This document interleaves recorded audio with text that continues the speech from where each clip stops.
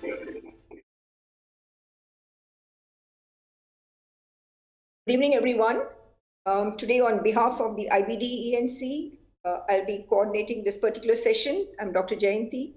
And today we have preventive strategies in inflammatory bowel disease. And we have three important topics related to this. So without wasting much time, we start off with the very first topic, and that is on vaccination protocol in patients with the inflammatory bowel disease. And to speak to us on this, we have Dr. Rajendra Patel, Senior Consultant Gastroenterologist at the IBD at the AIG. I request Dr. Rajendra to please take over and make his presentation.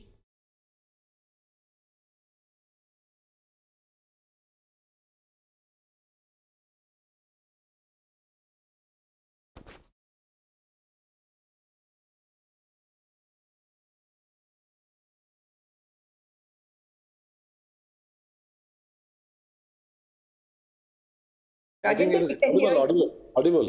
You're audible. You're audible. Yes, you are audible.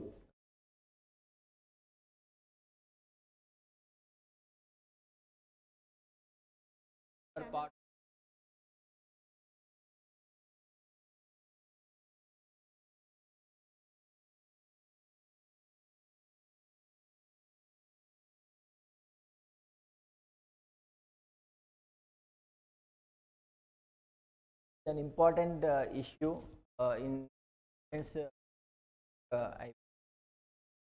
why we need vaccination in IBD patients, because there are high chances of infection patients with IBD, and infections are common cause of death. Patients also can have serious and opportunistic infection, use combination, and also use anti-TNF. Low chances when we use immunomodulator as a monotherapy. Also, this patient can have risk of HBV reactivation, this patient can develop fulminant liver failure. It's a serious issue. Also, appropriate vaccination considered as one of the top 10 quality process inhibitor in IBD patients. So, this study, which was published in JCC, showed that relevant infections in IBD are higher in immunosuppressed patients as compared to the total cohort. They showed around 5% of infection as compared to 3% in the total cohort. And these infections were higher during the usage of high dose immunosuppression.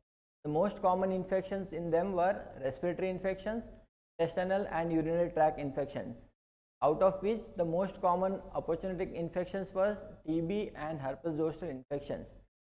And the overall mortality in this cohort was 4.2%, and infection related mortality was 2.8%. So relevant infection was a major cause of death in IBD. So we have to prevent infection in IBD patients and who are on high dose immunosuppressants. Also, studies have shown that risk of cervical dysplasias are higher in patients with IBD as compared to general population.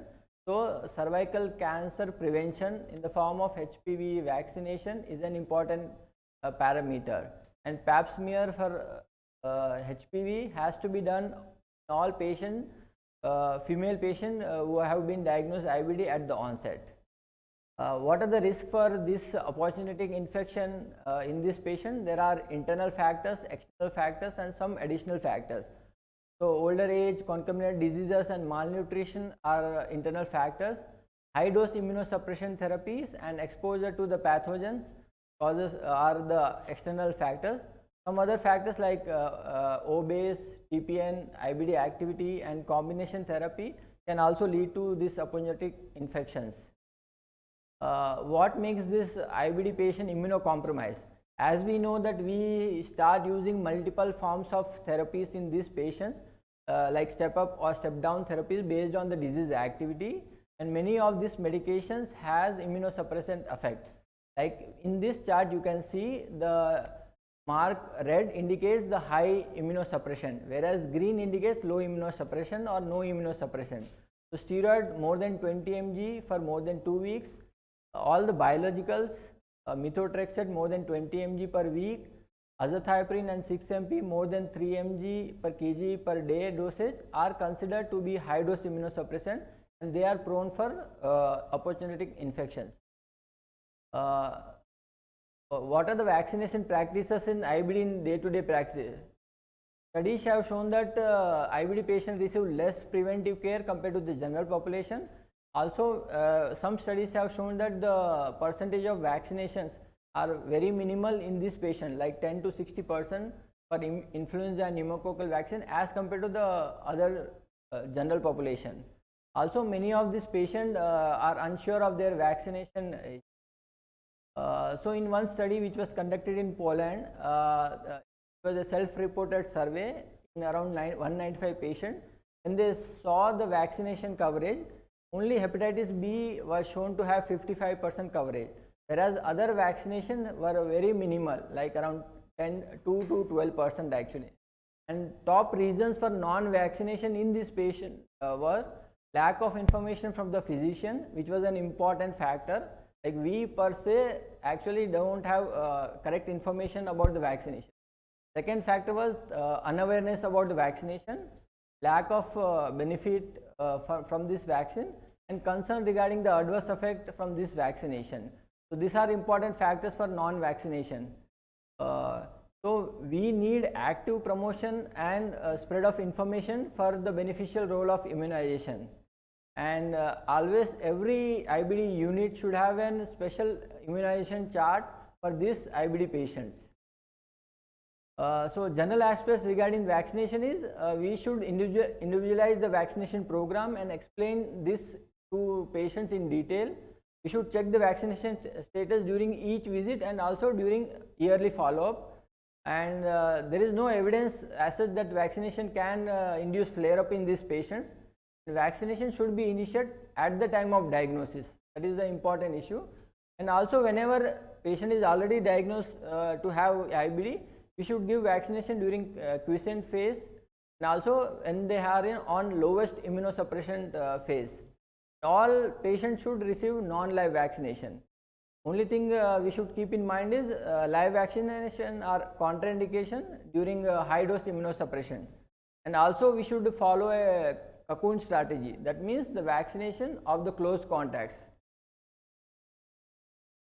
So recommended vaccination in IBD, we have live and non-inactive vaccination.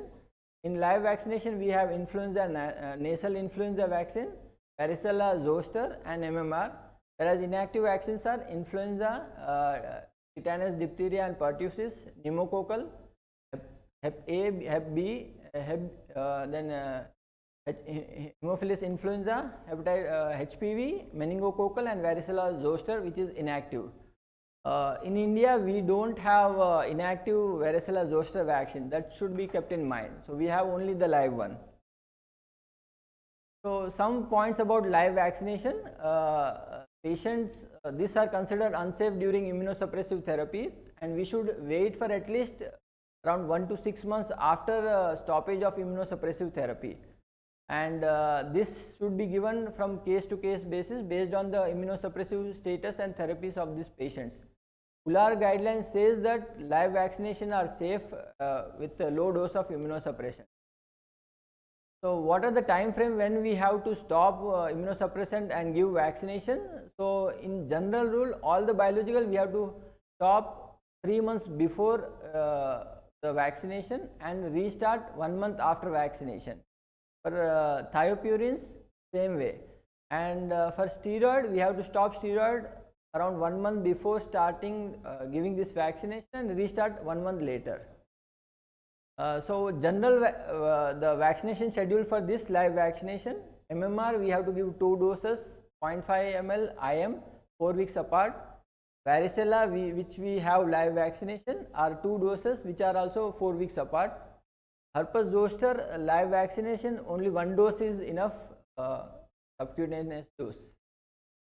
Coming to the inactive vaccination schedule, influenza vaccination we should give every year because the strain keeps on changing. Usually these strains covered are A and B. Most of them the changes are the strain B, and so this has to be given every year. Hepatitis A should be given in 2-dose formulation. Hepatitis B we should give in 3 dose, and also this patient should receive high dose Hep B compared to the routine vaccination. In routine practice we give 0.5 ml, but in IBD patient, when they are on immunosuppression, we have to give double dose of Hep B vaccination. And also we can follow accelerated vaccination dose like 012 in spite of 016 actually, because these patients require immunosuppressant as early as possible. Also we have to keep in mind that HPV vaccination has to be given in both males and females, and in age of 9 to 14 years we have to give 2 doses. After 14 years we have to consider 3 doses. Tdap only require booster doses in adults because this is covered during childhood vaccination. Other vaccinations are pneumococcal vaccination. So in this we have to give PCV 13. After 2 months we have to give PPSV 23, and after 5 years we have to give booster dose of that. In patients who have already received PPSV 23, then we have to give PCV 13 after an interval of 1 year. Meningococcal vaccine is only required in few selective patients with high risk of meningococcal infections. So these are usually not recommended in most of the IBD patients. Herpes zoster, as of now we don't have. I think this vaccination will be available in another 6 to 12 months in India. So in vaccinations, in some special situation, that in patients, children with IBD, we have to follow same rule of vaccination as of adults, and we should avoid vaccination during live vaccination during high dose of immunosuppressant in pediatric age group. It is not advisable to give vaccination during any flare up of IBD, and vaccination during pregnancies are safe, and we have to give based on the case to case discussion, and whatever available or advisable vaccinations are recommended, this has to be given. So what the vaccination we follow at our institute is, these are the simplified vaccination chart we follow.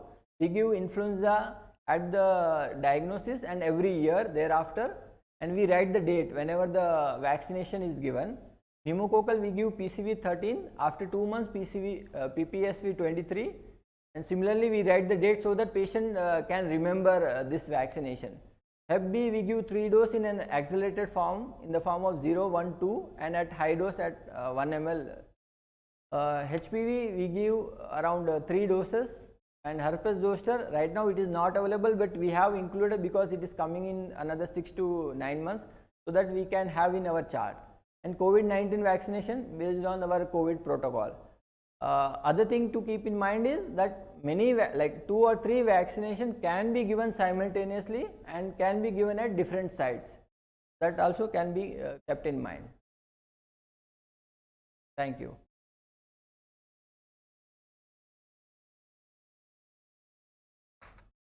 Thank you, Rajinder, for that nice talk, a wide coverage on various aspects of vaccination. We'll take up some questions a little later after all the 3 talks.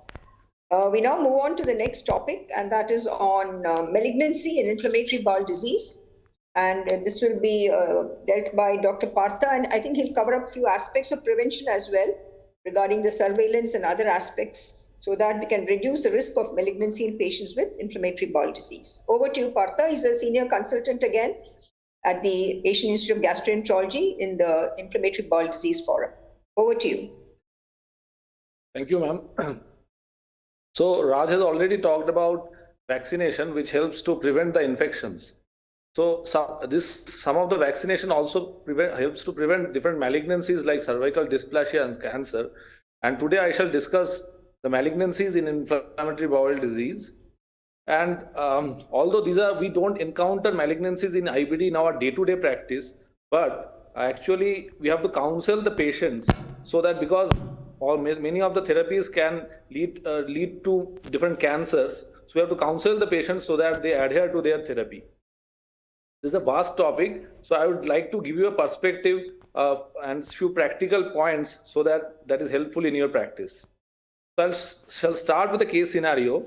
The case of a 43-year-old male, Crohn's disease, ileocolonic disease with perianal fistula, who has underwent the incision and drainage and set on outside and came to us on November in 2021. At that time, MRE showed L3 disease, no other small bowel involvement. There was a complex fistula, no abscess. He underwent fistula remission with 7 doses of infliximab and azathioprine. At that point of time, in November, December 2022, he complained with bloating, and endoscopy was normal. And later on, as the X-ray showed some air fluid levels, MRE was done, which showed distal jejunal stricture with severe pre-stenotic dilatation 6 centimeters, and also short segment IC thickening, which was present from the beginning. So although we were tempted to do a dilatation because of small single stricture, but because of the huge pre-stenotic dilatation, we subjected the patient for surgery. And to our surprise, we found that there was multifocal small bowel carcinoma, both at the jejunum and IC. And it was resected, but it involved the visceral peritoneum. It was a T4N0 disease, and the patient has received adjuvant chemotherapy, that is FOLFOX, in January 2023. So these are the burning questions that we may face while treating these patients. So these patients often ask, doctor, does my medical therapy of IBD predispose to my cancer? Or there are some other questions like once cancer develops, such as in this particular patient, is the cancer outcome different? Whether the prognosis is different compared to other small bowel cancer or a colonic cancers in IBD compared to a sporadic colonic cancer? If a malignancy develops in IBD therapy, is it ever safe to restart the agent? Whether we should start infliximab in this patient again? If the patient with the active cancer, does cancer therapy affect IBD outcomes? Like after giving FOLFOX, whether the patient will have a stormy course of IBD? And in a patient with history of cancer, not in this case, but I'll discuss a separate scenario, does IBD therapy impact recurrence?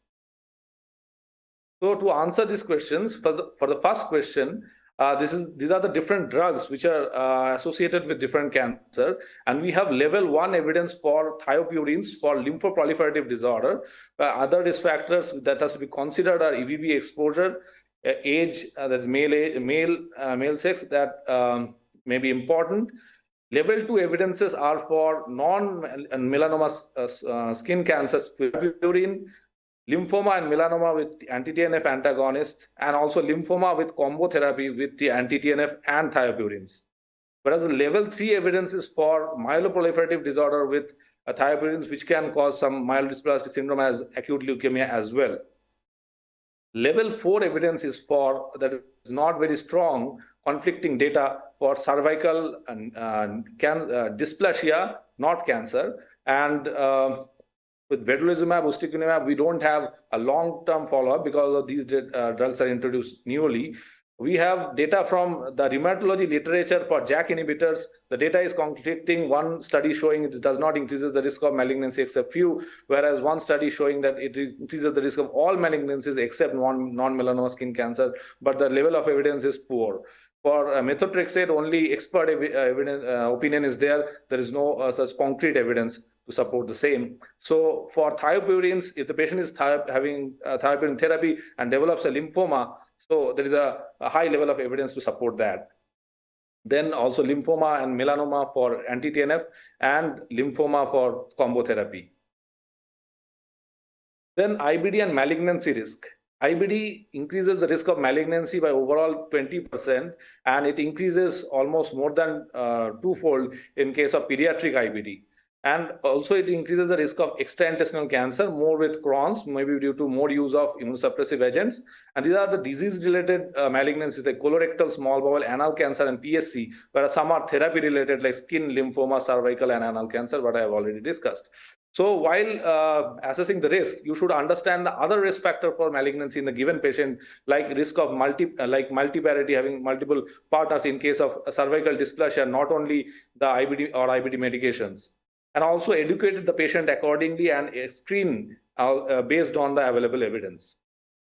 So this is the recent umbrella review and meta-analysis that has been done and published in Gastro in September 2022. This is showing IBD increases risk of any malignancy, any cancer with pediatric IBD, whereas the evidence is moderate for pediatric UC and adult UC, and the pediatric Crohn's and adult Crohn's, the evidence is low. Whereas for small bowel adenocarcinomas, there is a moderate level of evidence with Crohn's disease. And for colorectal cancer, it is with pediatric ulcerative colitis and Crohn's. Adult UC and CD, the level of evidence, although we know that it increases the risk of colorectal cancer, the evidence is low.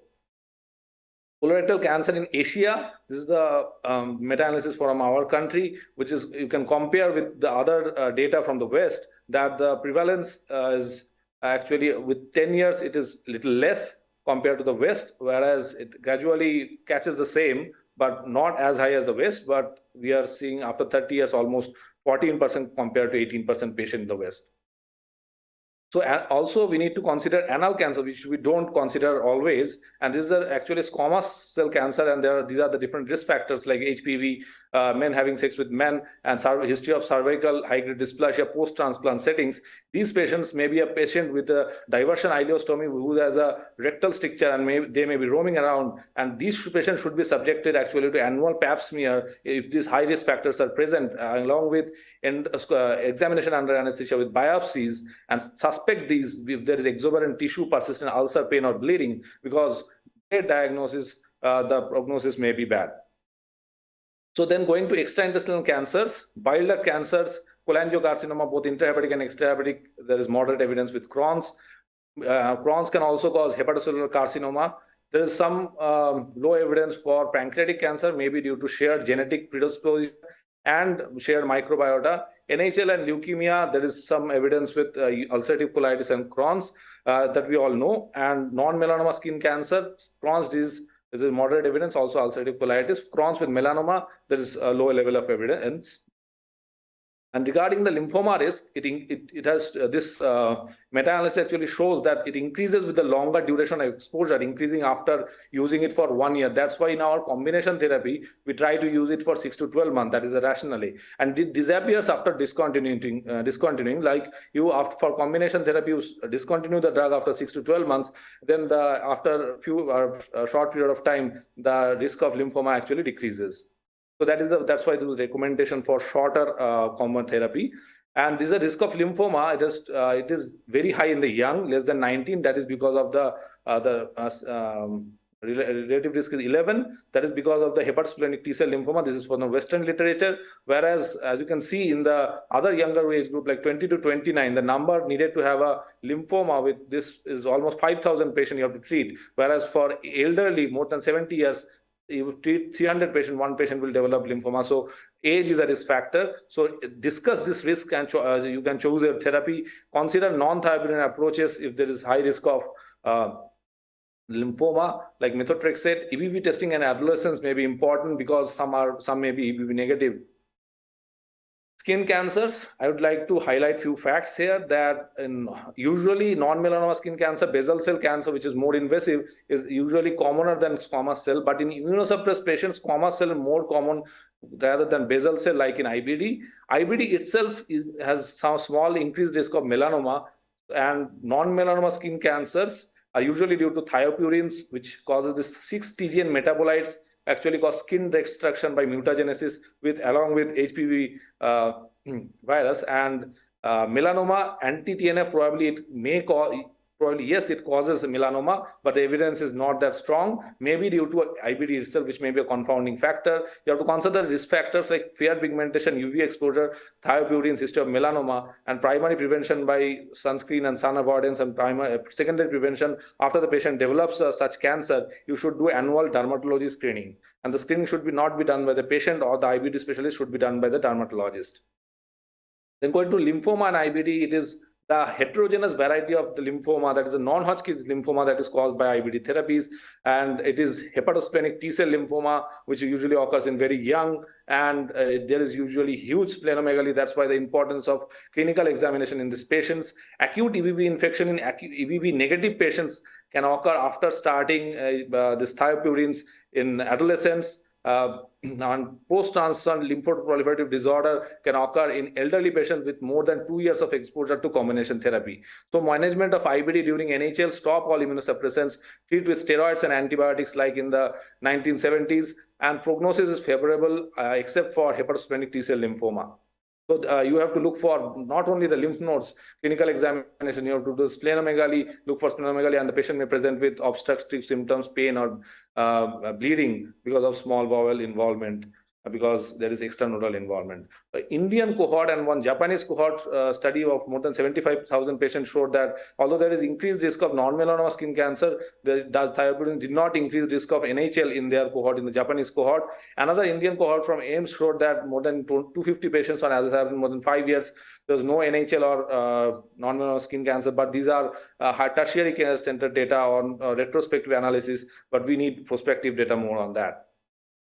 So then going to other solid tumors like kidney cancer, papillary renal cancer risk is increased by Crohn's disease because maybe increased formation of nephrolithiasis. Cervical cancers, other solid tumors, the evidence is on the lower side. Cervical cancer, IBD therapy increases the risk of dysplasia, not cancer. Other risk factors you have to consider what I have already told. HPV vaccine in males and females lower than 26 years is recommended. And also CDC actually recommends in all IBD patients, because already Raj has alluded to that, because it may prevent against strains that the patient is not affected. Like we know that the strains like 16 and 18 prevent against cervical cancer, whereas strains like 6 and 8 prevent against genital wart, and that's why you may use Gardasil, which may be used both in males and females, and they may protect against all those genital warts as well as cervical cancer. So annual screening is similar to post-transplant patient. Annually, you should do a pap smear in these patients. And once, although maybe abnormal pap smear, you should not discontinue therapy. And this is cancer-related mortality. Overall increased cancer-related mortality is seen with ulcerative colitis, with colorectal cancer. For Crohn's disease, it is intestinal cancer, lung cancer, and melanoma. So while deciding on how to screen these patients after 8 years of symptom onset or at the onset of diagnosis with PSC, you have to screen this patient and divide this patient into low, intermediate, and high risk. I'm not going to details, but this stratification is done based on age, gender, family history, duration of disease, inflammation risk, extent of the disease, PSC, history of dysplasia, stricture, or mass. And accordingly, the patient may be followed up every 1 to 5 years. And ultimate goal is to accurate risk stratification, accurate detection with the current modalities, which has moved from physical examination, fiber optics, high definition scopes to chromoendoscopy, with which we can actually diagnose flat lesions, and we can discard the random biopsies. And this is the effective preventive strategy, ultimately improving the outcome in this patient by preventing colectomy or malignancy in these patients, because those random biopsies have yielded only 1 in 500 cases. So this is an example in which case this chromoendoscopy, just to illustrate that this methylene blue is being injected, and which is actually adhesive, more of an adhesive, whereas if you use indigo carmine, this is actually a surface dye. You may have to rotate the patients sometimes to get staining the entire mucosa. And as you can see here, we can use a water jet to actually continuously irrigate the colon. And as you can see, this is a rectal cancer which has developed in a patient with long-standing ulcerative colitis. This is a spray of indigo carmine, which is a surface that I have to spray in all the quadrants. And now I will show with NBI, actually the picture is not that great because of the blood. And I will show another example with methylene blue, because it is a surface dye and it adheres to the tissue much, and so it is actually recommended methylene blue. And although it has some interaction, may have some interaction with SSRIs as well. Then this is the guidance for screening colonoscopy, and if there is visible dysplasia, you may, if it is resectable, you resect that with EMR ESD. If there is a large non-polypoidal lesion, you may need a ESD. In those cases, you have to follow up these patients very closely after endoscopic resection. For unresectable cancers, multifocal lesions, persistent unifocal invisible high-grade dysplasia, you should go for colectomy, whereas other patients like persistent unifocal invisible low-grade dysplasia, you can do surveillance only. For sporadic adenoma, you can endoscopically resect them and treat as per the post-polypectomy guidelines. For indefinite dysplasia, you should optimize the therapy and control inflammation, and again do the chromoendoscopy and all, and maybe take opinion from a second pathologist. Just to show that the colitis-associated neoplasia by pathogenesis is different from sporadic cancer, because APC mutation occurs actually late, and the P53 mutation early, which is just the reverse of sporadic colonic cancer. And also in small bowel cancer, there is this inflammation dysplasia carcinoma sequence is there, because this is seen in 50% in the inflamed mucosa. This you can find adjacent raised high-grade dysplasia and distal flat high-grade dysplasias also in these patients. That means it develops in the this has also the same inflammation dysplasia carcinoma sequence like in colorectal carcinoma. If you suspect this, if the patient is having an abrupt onset of symptoms and failure of medical therapy, like in the case I showed. Another point to stress is the theory of field cancerization in IBD. As you can see, one clone of cancer initially developed, that is marked by yellow, then marked by blue, another clone of cancer developed, and finally another clone of cancer, that is mutation, that is marked by red, that spreads proximally and distally, and ultimately that leads to a rectal cancer in this patient. So it spreads, it can, and apart from the initial part, it can cause malignancy in the other parts as well. And also after inflammation, what happens, the survival of the mutated stem cells, they have a survival advantage, and after the inflammation subsides, they populate the cells and they cause malignancies. So these are the theories. How they are different from sporadic ones? They usually have a lesser median age of onset. They have a distribution small bowel cancer more in the ileum rather than in the jejunum, whereas in colorectal cancer, they may have a proximal in Crohn's disease with PSC. They're more synchronous, and interval cancer is higher, and mortality is also high in them. So chemotherapy tolerance, like in this patient, whether this patient will tolerate chemotherapy or not, as you can see in this study, diarrhea, cytopenia, these are the things that may interrupt the chemotherapy in between. So they are different, younger patient, different risk factor, different pathogenesis, field defect, difficult diagnosis, worse prognosis, more complex surgery. Like for colorectal cancer, we do hemicolectomy, but in this case, we need to go for a pouch surgery. And also the chemotherapy is less well tolerated. Impact of cancer treatment on IBD management. Cytotoxic chemotherapy, like in this patient, I discussed with the oncologist, and he said that the most of this cytotoxic therapy will have the IBD under control also, so they may have a durable benefit. As you can see in the Kaplan-Meier graph, the patients who have received only cytotoxic therapy, they were in remission, whereas who received hormonal therapy, that can increase the risk of flare, although estrogen can be inflammatory, as shown in some studies. I'll just finish with this scenario, that is a medical student who has a history of Ewing sarcoma, which was treated and earlier controlled with oral and maximum dose of oral and rectal 5-ASAs, now develops a relapse every 2 to 3 per year, whether to now add a steroid-sparing agent like azathioprine or methotrexate, or go for anti-TNF vedolizumab or tofacitinib. So while treating this patient, you have to, these are data from IBD is not there, but you have to consider the risk of recurrence in this patient based on the malignancy. Like bladder sarcoma in this case has a high risk of recurrence, melanoma, non-melanoma skin cancer, myeloma, renal cancers, uterine, body, colon, prostate. All these high and intermediate cases, at least you should withhold therapy for thiopurines, especially thiopurines, for at least 5 years, whereas low risk, you can start after 1 or 2 years. So impact of IBD therapies, this is the prospective data. Most of the data are retrospective. As you can see, new development of new cancer, the relative risk with immunomodulator and biologics, this is the only, that is 6.8-fold higher. And this is the only one which does not cross the 95 confidence interval, does not cross 1. So that is only significant, not immunomodulators and biologics increase the risk of recurrent cancer, but when given in combination, they increase the relative risk. All the rest of the data are retrospective. This is also a Sapphire registry, which is the interim analysis published in Gastroenterology in 2021. So what do patients with previous cancer who need IBD treatment? Look at the recurrence risk, rule out occult cancer, avoid thiopurine and anti-TNF during treatment of invasive cancer. After treatment completion, avoid for first 2 years for low risk, and avoid for first 5 years in intermediate to high risk that I already alluded to. Non-melanoma skin cancer treated young patients, anti-TNF should be used, thiopurine should be avoided. Lymphomas also, anti-TNF methotrexate should be used, not thiopurines. HPV-related abnormalities like dysplasia, no need to change treatment, but you should monitor closely. Dysplasia, once dysplasia develops recurrently, anti-TNF should be used rather than thiopurines. So I'm not going to detail again. For acute EBV lymphoma, you can actually restart anti-TNF after the lymphoma is controlled, but never start for hepatosplenic T cell lymphoma or PTLD-like lymphoma. Also, after there is no progression of lymphoma, you can start anti-TNF again, but not the thiopurines. For solid tumors, after curative resection, you can continue them, stop if there is metastatic disease or the patient is on chemotherapy, and restart depending on the risk, high risk of recurrence or not.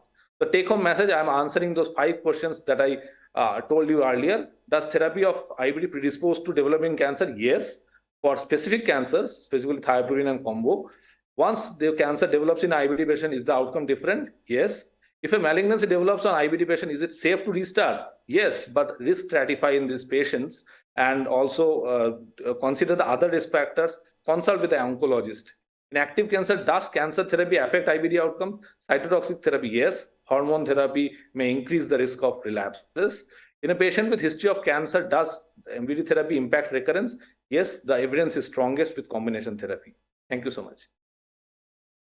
Thank you, Dr. Partha, for an extensive coverage, which included the mechanistic reasons why these patients do get cancers, on extensive discussion on the risk of GI cancers, in particular in patients with IBD in relation to the immunosuppression, as well as the extraintestinal manifestations. So we'll take up, if there is time permits, we'll take up 1 or 2 questions. We now move on to the third topic, and this will be presented by Dr. Rupa Banerjee, who's the course director for the IBD ENC, as well as she's a director of the IBD consortium at the AIG. And she'll be discussing about the various adverse events related to various immunosuppressants and biologicals and various other drugs that are used in these patients, which many of us really do not address as we treat these patients. So over to you, Rupa.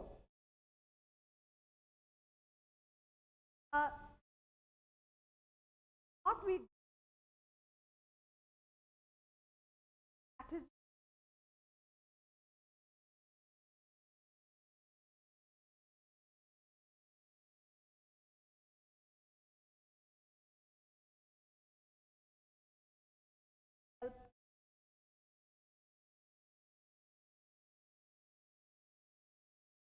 about how we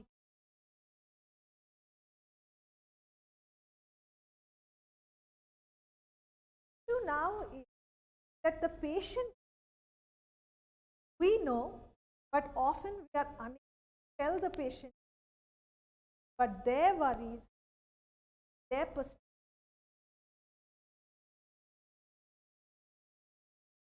You see, IBD is not new. Ages, Alfred England Darling had GI illness, began at the and they thought it's, now we know that it's Crohn's disease. Time they thought that what happened after that was IBD was recognized. Subsequent searched for a treatment for a few decades. Then we got steroids that formed. Then there was azathioprine, which again was a landmark. After that, 1993, the biologics. With the biologics, the whole paradigm of treatment was approved very quickly. First RCT 1997, 1990 approved, and then it is the era of the biologics. So past expectations were simple. Let's just control the symptom, improve quality of life. But therapeutic goals today, this is.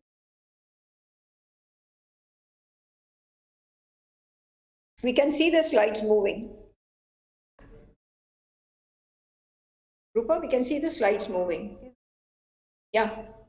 The targets of IBD treatment has changed, past expectations. So the target of IBD treatment, the therapeutic goals to go beyond individual remission, plus we can, decrease hospitalization, surgery, overall costs. But together with it, the side effect profile also have so many drugs. It is important. Drug therapy, multiple drugs, many combinations, long-term use. So we have to have a delicate balance between the disease control and side effects. Now the problem is side effects is easy to say that every drug has. So what is the doctor's perspective? The doctor's perspective is you need the drug. Yes, this is how we talk now. We say there is a possibility of side effects, but however, benefits outweigh the risks, hence we are giving it to you. We know of possible adverse reactions, but we will monitor. Look at the patient's perspective. What will I do if I develop side effects? How common is it? Is this cancer curable? I take the drug at all, I'd rather suffer than develop a malignancy. And then for the younger patient, very important, my looks are important too. Will there be hair fall? Will I gain weight? And what if I am? So you can see that there is a clear-cut difference between doctors and what we normally tell the patient and what the patient expects. So educating the patient with IBD, there are three things. We have to tell them what are the risks of untreated or undertreated. The second, what are the benefits of IBD therapy and drug adherence. And then finally come to side effects. If they don't understand number one and number two, number three will always remain the worry. So risks of untreated or undertreated IBD. This is the classical example that once the steroids kick in, okay, so between the steroid group and the non-steroid group, the mortality reduced drastically. So that is the importance and the power of the drug. So it reduces mortality, improves outcome. So the risks again related to undertreated IBD. Long-term behavior, if you see in Crohn's disease, there is more strict, there is more penetrating disease, risk of hospitalization, multiple surgeries. Early treatment can prevent. So there is this high potential time. At that time, if you interfere, then maybe the prognosis will be better. The natural history of IBD lessons learned. There were the prevalence and incidence of adult and pediatric IBD has increased worldwide during the last year. We know that.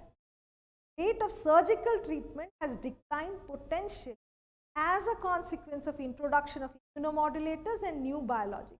In two Danish cohorts, it was seen that if the surgery rate was 35% between 1962 and 1987, between 2003 and 2004 until date, it is around about 12%. So if not, what are the benefits of IBD? So it must be emphasized that if you have and continue the drugs, maintain disease control, it will reduce the frequency of relapse, it will prevent or reduce the need of surgery, and will facilitate normal growth. If you delay it, then child will be growth retarded. This needs to be explained to the patient and the patient family member that to ensure growth in the pediatric population, it's essential that treatment. Drug adherence actually is a real problem. And why do patients not respond to their medications? If you see, secondary non-response is more common. So usually it is intentional non-adherence. Once they are okay, they feel they need not take the drug. Unintentional non-adherence, can't afford medication, is actually not that common. And we know that non-adherence increases the risk of relapse. This is the age-old Sunanda Kane study, which has clearly shown, and after that there have been numerous studies which have reiterated the same. So what we did was, we actually have now published this study, factors associated with drug non-adherence in an Indian IBD. 463 patients checked, and what did we find? Factor associated with non-adherence people who were working and those who did not prefer 3 times daily dosing, those who were depressed, males and singles. So we realized that, married people were more adherent. Interestingly, we thought that patients who perceived medication was expensive. They thought that the drug is very expensive. They thought that was the more important drug, and they continued the drug. Because we had earlier thought that, our patients will, stop drugs because of the cost. But that was not it. Cost was not the factor. It was the other factor. And when physicians reinforced the need for continuity, the adherence was much higher. So counseling does improve adherence, and that is what we need to remember. Now we come to the side effects of. Once the patient knows that why they need to take the medicine, the importance of adherence, now we discuss the side effects.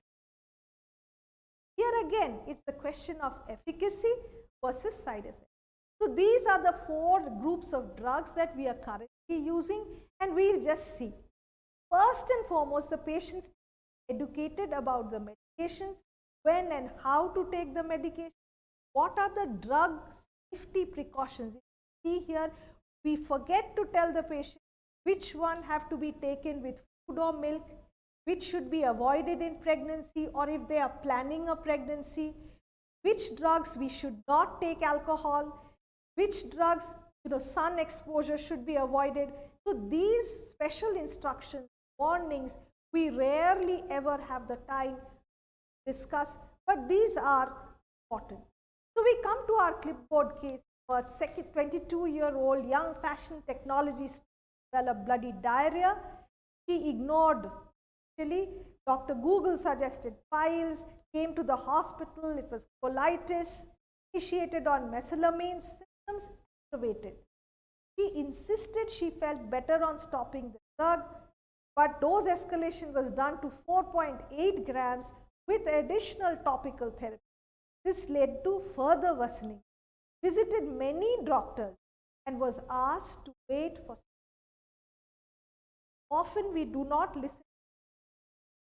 Stopping the drug when she came actually did the trick. Because when the patient is obviously saying, most guidelines, they support 5-ASA as a safe and effective first-line therapy and say that we should use it for both UC and, in Crohn's disease, doubt, but people do use it, and prevention of post-operative recurrence. Well, so mesalamines have become the panacea for any drug. In general practice, they are just given. Often even we know that it doesn't work, but still it is given. But there are adverse effects of medicines. There could be pancreatitis. There could be this paradoxical worsening of disease activity, increased creatinine, allergic rash, as well as hair fall. So we must what to tell the patient. These are amongst the safest agents. You treat IBD, some unpredictable and very uncommon side effects.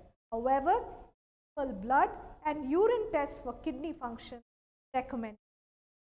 Lesson what we learned was listen what the patient. So she was well for a few months, then the blood increased together with the frequency, again active course of steroids was planned. Now there was concern, worry and panic. So coping with steroids, we know we need to tell the patient, yes, there are side effects. There could be weight gain, blood pressure, cataract, diabetes. If you tell all of this, the patient will wonder, why should I take the drug? But at the same time, there is this Jekyll and Hyde, corticosteroids and side effects. Also have a rapid benefit, can be life-saving. Short courses are generally safe. Most treatment-related side effects are reversible. Is an option. So she responded well to steroids. So, even with steroids, once you explain why we are giving patient, then the patient does understand. So the patient was on salazopirins, which apparently her, but then told her about the possibility of relapse and the need for immunomodulators if there were recurrent relapse. Immunomodulators and biologics, again, the doctor feels give biologic, there will be good response. We give thiopurines, good response. But look at what the patient is worried about: infection, pregnancy, and the complications primarily.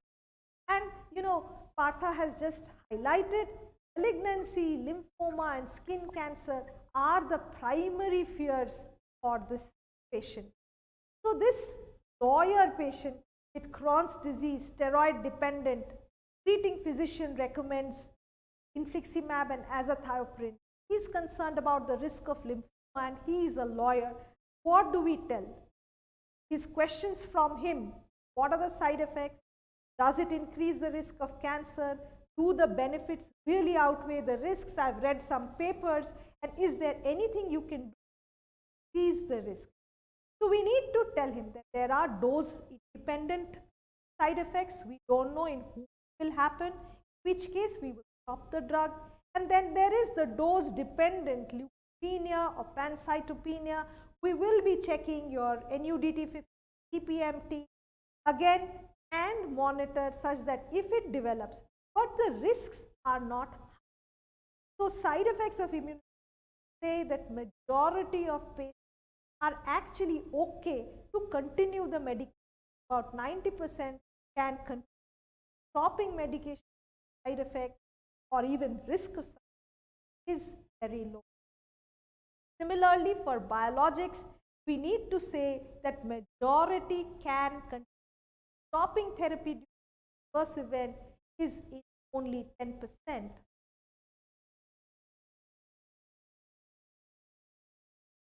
So the other things like multiple sclerosis, heart failure, serious liver injury, these are primarily case reports, and the patient needs to know that that is not the major thing that they should worry when we are starting a drug. Benefits far outweigh. So it is like this, you know, you give a pictorial and tell the patient that if there are 10 patients drug, 9 will be okay. It's only 1 in the medication stopped. Cancer risks in IBD therapy, Partha has just discussed, but what we will do is, this is what the patient. Do IBD patients have an increased baseline risk of developing cancer? Do immunomodulators increase the risk of cancer? Do anti-TNFs increase the risk of cancer? So the answers, just one slide: IBD patients have an increased risk of developing. IBD patients also have an increased baseline risk of developing. IBD appears to be associated with a 37% increase of melanoma, independent of the use of immunomodulator and so all is not bad with the drugs. Long-term use of thiopurine and increase lymphomas, and we should check for the associated risk is greater than 4-fold in Epstein-Barr virus positive, and that is what we will find. So the lag time observed between azathioprine treatment and development, a median is around of about 3.5 years. So at 4 years, we do take a call whether to continue the azathioprine or stop. So risk decreases on summary.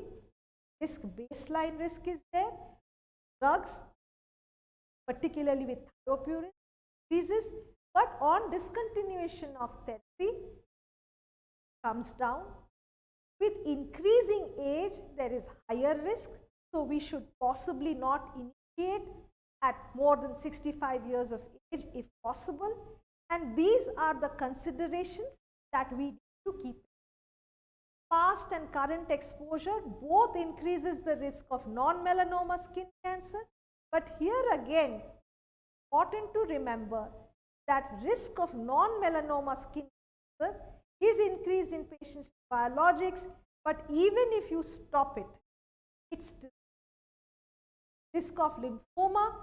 Just a chart to show you that untreated IBD, then azathioprine, then overall the risk. Need to mention the risk, but need to explain why. So how do you discuss the risk with the risk-benefit balance? Need to be reinforced at every infusion. Patient may see things on the internet that cause them to have questions about safety. So communication needs to be clear.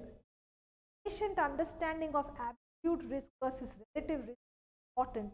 We cannot say things like, in 1 million population, 2.5 patient years and 1.5 years of treatment. Visual aids can be very helpful. If you say this, practicality of the risk of non-Hodgkin's lymphoma. If 20-year-old male receiving combo therapy, this is the risk without medication. This is the risk with therapy. And this little bit increased the risk of combination therapy, but just look at the 10,000 people who will not have lymphoma but will benefit. Similarly, comparing risks. You should say that, okay, 6 in 10,000 will develop cancer and you have just been diagnosed with IBD. 6 in 10,000. Rounding statistics go by is 10 in 10,000. So what are the chances of death from drowning and this? So these kind of visual aids, if patient with Crohn's who develop non-Hodgkin's lymphoma, 2 in 10,000, look at bike accidents. So these are the ways that we can talk, like hazards of modes of transportation. Commercial plane 0.15, car 11. These are all higher than that of lymphoma in it. So for the lawyer, answers for lymphoma: does immunosuppressant therapy increase the risk of lymphoma? I hope you yes, but risk may revert after discontinuation. TNF possibly. Combination, yes. Do the benefits outweigh the risks? Most scenarios. Is there anything we can do to decrease the risk of lymphoma? Avoid in the elderly. Monitor for EB. We will not use if not efficacious. So for skin cancer, similarly, we need to tell them that risks are may increase the risk.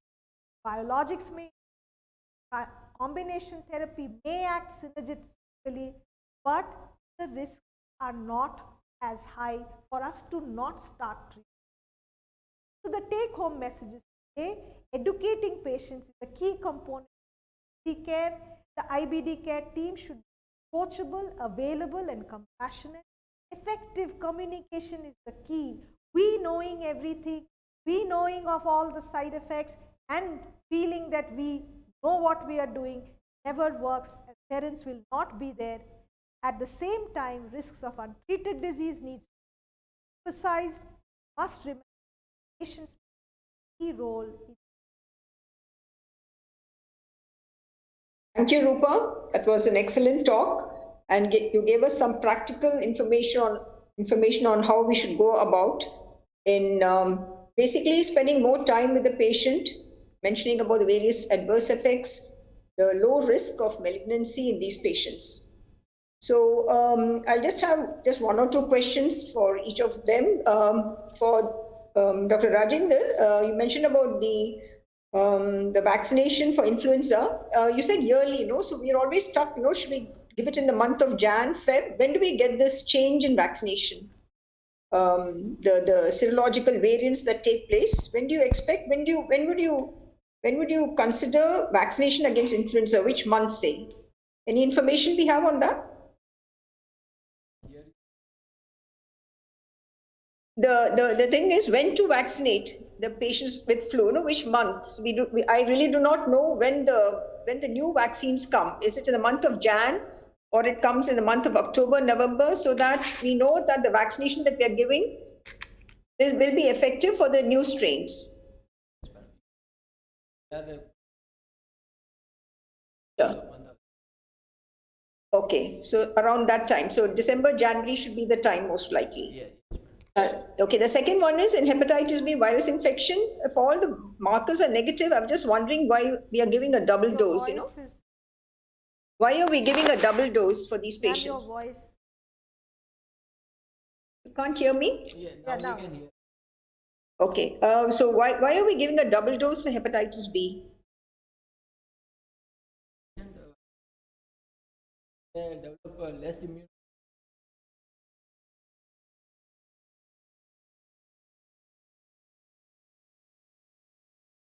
Okay. Titers, like titer were found. Double dose is possible. Also, we Sure. we give booster or course titer are less than 10. Especially just like a CKD patient, right? Yes, and CLD patient. Yeah, now summarizing what Dr. Rupa and Dr. Partha discussed, what I now realized after hearing both the talks that IBD itself seems to be precancerous, especially getting cervical dysplasia on one side. Then you have the non-melanoma type of skin cancers.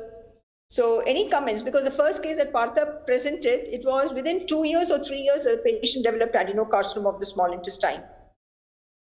Whereas we always say, it is 8 to 10 years, all the discussion that went on. So any comments, Dr. Partha or Dr. Rupa, about this? Is it precancerous itself? Is IBD itself precancerous?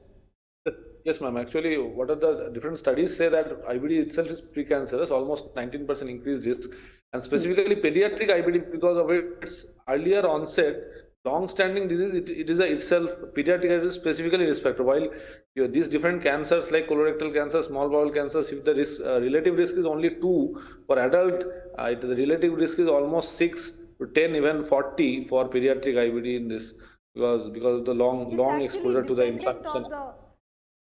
Dependent on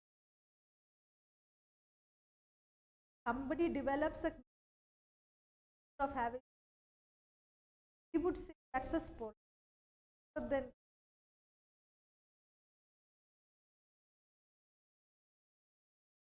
So small.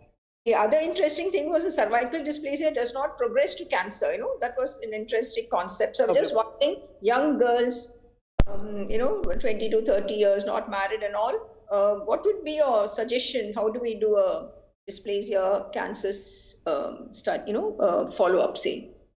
HPV vaccine we are going to give. We are going to vaccinate all of them. Yeah, less than 26 years, you said you vaccinate HPV.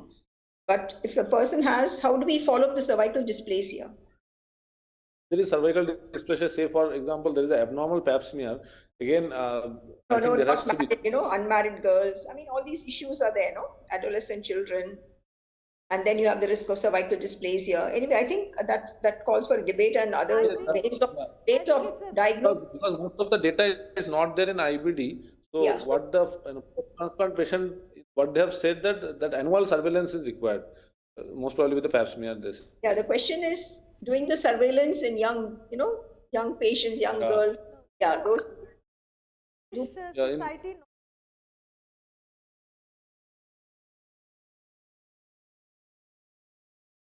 They are doing for IBD first. That is we really not from or we rarely find that they are vaccinated. Usually they are not vaccinated. That is all that covered. So at the outset, I think cervical cancer, HPV vaccination be made for all men and women, actually. There's a lot of other. If you find this, then of course it regular follow up. Yeah. Usually, what they recommend is if there is dysplasia, it is only transient. That is okay. If it is persistent, then that has to be treated according to the gynecologist, and then you can safely restart your therapy. You may not discontinue your therapy. And regarding small bowel cancers, it is not like the colonic cancers because the reports are very small. In our practice also, we don't see so much because the highest reported series is almost 30-40 patients only. And what they found that 50% of the cases, they have found that it is the typical dysplasia adenoma carcinoma this sequence inflammation dysplasia carcinoma sequence, but 50% they did not see that. And because of the only limited data, we still don't know about the small bowel, rather than whether there is clear data regarding the colorectal cancers. Yeah, sometimes at this small bowel turned out to be Yeah. malignancy. But what happened was, it was after months or more than a patient came for a diarrhea and classical Crohn's disease presentation. In fact, later on he developed this also. So for IBD, there will always be whether that was Crohn's bowel or Yes. Yeah, and your topic on prevention of adverse events, I think all of us should have on our table, some ready reckoners just to explain to the patient what are the important adverse effects, what are the risks, and I think once you project the way you mentioned, I think patients will also understand that they have to take the treatment. I think we are all becoming like the field of doctors. What we are important. My whole purpose was that this and this. We need to tell the patient why vaccination is important, why, and then that will ensure here and Yeah. Rajendra, you had some comment, and that will be the last comment. Can't hear you. Yeah. Start of our vaccine to patient cost and the number of vaccine like, and when we tell them that get a pneumonia all actually explain detail about the infections, understand actually. Now we know that COVID vaccine have seen benefit of vaccine. Yeah, So they've they are understood the now, viral. getting more aware about vaccine. Yeah. So what I do is space the vaccination, so that the cost does not come in the way. I finish off HPV, in between HPV, I push the pneumococcal. So I think that intermittent strategy also helps in them understanding the need for the vaccination. actually So I we think, made a nice sticker. This sticker onto the IBD. Okay. So this is just to highlight. Earlier we did not do it. For the last few years, just have started, and actually at least the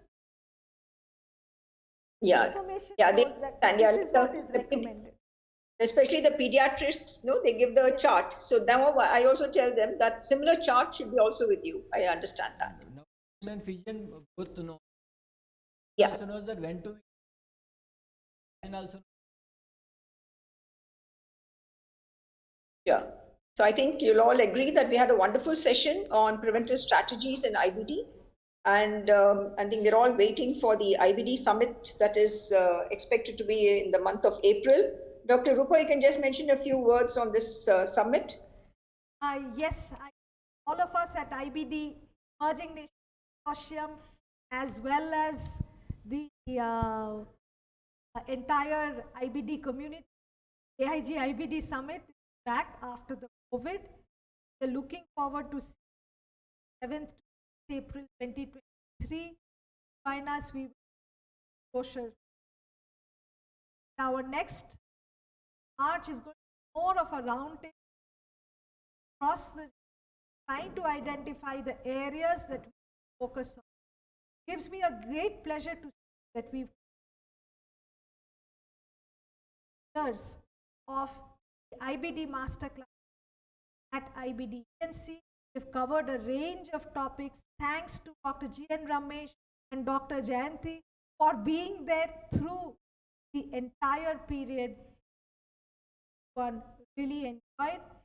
No program complete till we thank our academic partners, Microlabs, Dr. Reddy, Janssen. Thank you. Thank you one and all for joining. Over to you, Dr. Jain. Thank you, Rupa, and heartiest congratulations. I think we'll continue to have this for maybe another decade or more.